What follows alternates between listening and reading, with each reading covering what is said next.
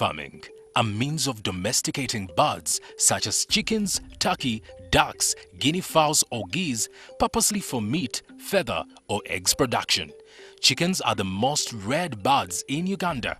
With over 50 million birds raised every year for their delicious meat and eggs, it's estimated that about 30% of the meat consumed in Uganda today is chicken, and the demand keeps increasing every day. Over the years, chicken prices have risen from an average of 7,000 Ugandan shillings to around 10,000 Ugandan shillings for hybrids and 15,000 shillings to 25,000 shillings for local chicken, while the cost of an egg has risen from about 200 shillings to 400 shillings for exotic eggs and about 600 to 800 shillings for local ones in the last 2 years.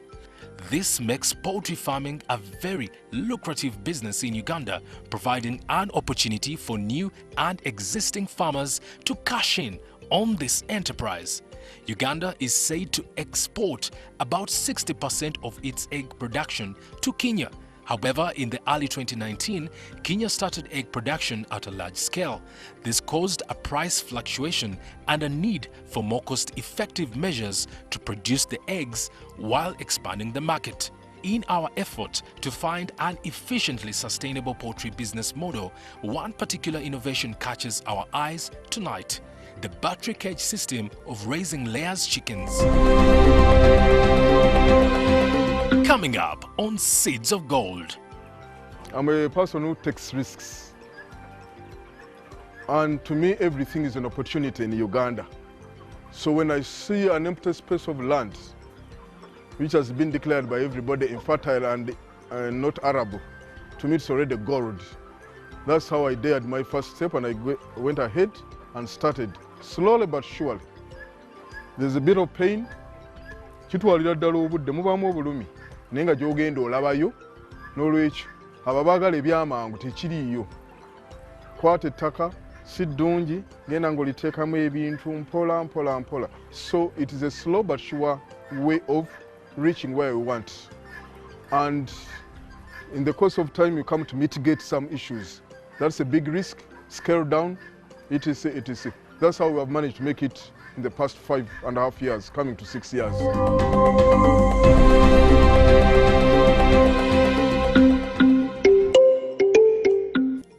Anthony Matega is an insurer by profession.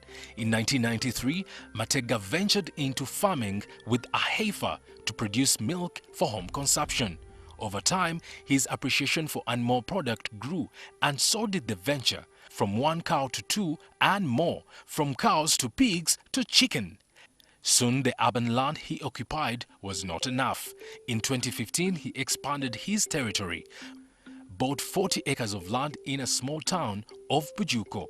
It's on this village where Matega seized the opportunity for the insatiable market demand of chicken products. We started this farm 6 years ago. We have a passion for farming. It is a service to our nation through employment and improving whatever we can. I'm a person who takes risks. And to me, everything is an opportunity in Uganda.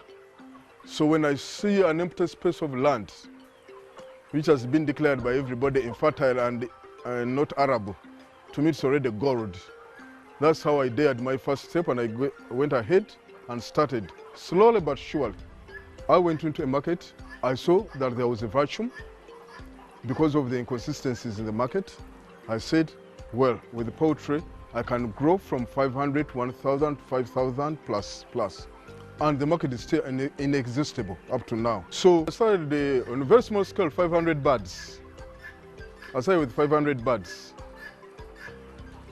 growing them slowly, 500, 700, 1,000, until I made a decision to come to these levels. This particular structure can house 9,800 birds, but our abilities are up to right now 7,000 birds. That's what we can make. In a space of 5 years, Matega has managed to grow his poultry business from 500 birds to 7,000 birds, producing over 100 trays of eggs every day. He attributes his success to a number of farm practices, from the breed choice, structure, brooding and feeding. This is what he advises on starting and managing battery-caged laying hens. 1. Choosing the right type of chicken to rear. The bird or the animal you're going to rear is quite very important. You have to have what you want clear. Now in this case for poultry, do you want to go broiler or you want to go layers? Because each has its own advantages and disadvantages. So in our case, we are focusing on the layers. One, the supply of eggs takes quite some time, unlike in broilers. So you are able to maintain your markets for quite some time. However, you need quite a number, some good capital for the start, because you are going to spend 4.5 months before you get your first egg. You are simply injecting in and you are not putting in anything. Those are issues that we need to look at from the word go. Many people go into something, 2 weeks into the game, he finds it that he has some 3.5 months more to go in order to get the first egg. So even mentally, are you prepared? What do we need? Where is going to be your source of the birds for in our case? In our case, we get them from Kafika Kodjis, where they get them from Belgium. The breed is quite very important. I'll give you a simple example in our circumstances. A layer bird like this is going to give me between 340 to 352 eggs within its laying time. The same another bird, which we would call our local birds, is going to give you a maximum of 52 eggs in a year. And I'm getting 320, 350 from this side. So where is the economics? Even if I'm to subject that Inkoko Nganda into the same circumstances and everything, the best it will do, it will get me from 60 eggs and try to reach something like 80. But what is 80 vis-a-vis 300? And so the breed matters. You are not going to get our local birds, put them in a cage, feed them expensively the way we do them, and then at the end of the day you get 80 eggs. So to a starting person, it's important to know where is your source of chicks. Of course, we go further, some of us, to know that the farm where the parent stock is free from certain diseases. Otherwise, many farmers have had problems of malax, etc. You bring in the birds, every 2 months they're dying, and at the end of the day it's a loss. Start small, but properly. 2. Structure. Safety and good aeration will be important aspects of your structure for protection of the investment and elimination of toxic fumes that originate from the chicken droppings, something we often find at some chicken houses. Your structure should be clear and proper. Are they properly aerated? If you look at our structures here, issues of gaseous, ammonia, whatever, you never experience them because they are well aerated and in the proper orientation as recommended. In our case, we are using cages. Others use depleter system. The depleter system is relatively cheap, but it has also its issues. Accountability of birds is very difficult. In the cage system, which we undertook, but of course we started with the depleter, I'm sure of the birds I have at any one moment. Secondly, accountability of birds, rather of the eggs. I know that this particular section of the cage, there are no eggs. Why is it so? Is it in the feeds, which you cannot do when you're in a depleter system? So all those things you have to prepare ahead of before you come into the real game. 3. Brooding. After constructing your poultry house, it's time to bring in the chicks. The first 7 days of these chickens are crucial, for it's when the physiological and developmental process occurs. This requires the utmost attention in terms of warmth and feeding. This is the importance of brooding. How prepared are you structurally? Now, in terms of structure, we are looking at the housing units. There's a part for the brooding. Is your brooder the best in terms of temperature? Has it got the basics to keep this chick, from the word go, grow healthily? Recall that this chick doesn't have a mother now. So the room has to be the mother in terms of temperature, in terms of feeding, etc. Once the birds are over-congested, they not grow properly. Once they are too loose, when the temperatures are not good enough for warmth, they not be.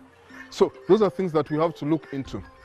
4. Feeding. Do you have what it takes to have the birds in? Source of water. Is it clean? It is important. Birds, just like other animals, are supposed to get water ad libitum, ad freedom. We are not supposed to limit them. So be sure of your source of water. Be sure of your source of water. When you look at our system, there's no competition for feeds. There's no competition for feeds. Every section is being catered for, ably and without any worry. The water is automatic. That means at any one time the birds will afford. Now, even to emphasize the part for feeds, are we using concentrates or we are outsourcing our local? There are advantages and disadvantages. But I would emphasize why even went for example, concentrates, and why we even would recommend them. In our case, we are using the Kafrika or Cold-G's concentrates. We are fully aware of the content within their concentrates. Now, when we do purchase our local products to mix our feeds, today the moon is there, there's no getting mukene. The next day, the lake is very rough, therefore you have no this. You go to where they sell, it is full of sand. But once I go to Cold-G's, I get their concentrate, I'm sure of the product. And its effect is immediate. Immediate. I'll give an example. I used to use our products, local products, and I'm not maligning anyone. But the best I could ever go was always 72%, 73, fluctuating between 70, 72, 73. I did an experiment with Cold-G's concentrate. Within just 2 weeks, I was already at 90%. So I was asking myself where the magic was. And it really worked. And I've never looked back. So even to a starter farmer, I would recommend that other than trying to mess your little capital, use what matters in terms of feeds. Proper management will top it off to help you understand the venture better, mitigate possible shortcomings, and ensure that you scale up your business. Up next, how to manage the day-to-day running of the farm.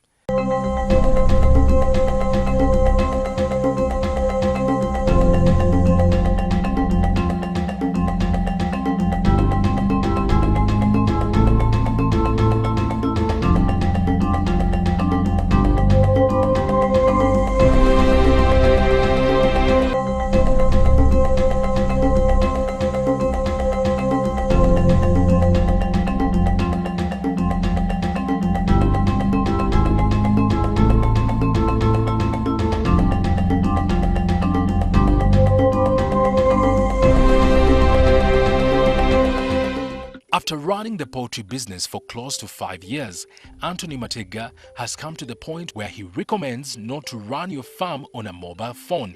He says it's a practical venture and you ought to manage it physically.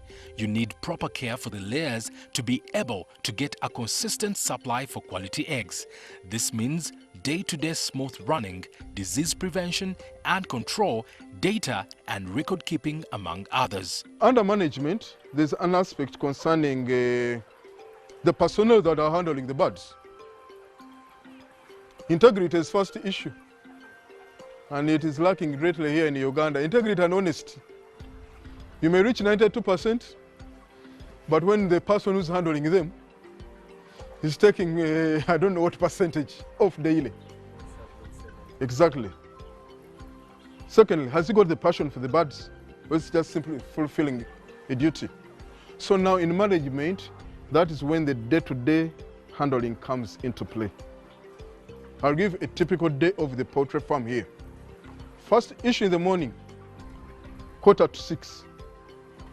Look around the structure. Are there no loopholes for security purposes? Because that's your asset you are looking at. What I left in the night is still intact. Secondly, enter into the unit. Slowly, in big silence, move around to identify any possible sick birds, You are satisfied that everything is fine. 3, ascertain your water levels. Are all your tanks full? Within the first 30 minutes, so much is taking place, planning for the day. It may look routine, but very important. It means that if you have to have the water, the pump is in order, everything is in order, the feeds are in order, etc. Thereafter, you start doing the first feeding. Maintain the routine. If you are feeding the birds at 7, let it be 7, consistently and persistently. Once you start moving 7, then now today, the other day it is 8, then today it is 6:30, the birds lose their own natural programming. So, to any farmer who is out there, who's starting up, be consistent, persistent in feeds, in farming, in the routine of feeds, in the water systems, etc. So that is how we would look at it. Health is quite paramount, very paramount, because especially in the layer system, a layer strategy, if you are not in broilers, just one day of ill health costs you quite very, very big. And for the birds to go back to where they were, it's not a question of one day. It may take about 3 weeks. We look into biosafety, and the first issue is we foot bath. We will step into the foot bath because there's already disinfectant within this before we enter, to avoid bacteria and any germs that could have an effect on the birds. Are you taking down the records? Are you seeing the trends? Follow the trends. It's not just a question of being informed. So many trends we have got. So many trends we have got. Because remember, you are in business, you are in farming for business. So see how the trend is growing. From 5% to 10 to 20, when is your peak? If you're not aware of the way the things are moving, especially for telephone farmers, then you're not going to pick anything. How many trades did you get? Okay, how are the birds? You are starting. You're already making losses by virtue of the fact that you are not handling the farm is not in your hands. So it is important that you take into consideration all those key factors. Health is a very important aspect in farming, and general hygiene. What is the surrounding of your poultry unit? Recall we have several other factors that come in and have an effect on your birds. So ensure that outside your poultry unit it is clean, properly slashed at any one time. Let it not be a source of problems both to your employee and even to the birds. At given periods, make sure that you disinfect the poultry unit, because germs and bacteria are always roaming around. Some may not be harmful at certain levels, but once intensified, it becomes. So hygiene is quite very important. Hygiene goes into the water part of it. Sometimes farmers take one full year even without making an overall washing of the tanks that are holding the what?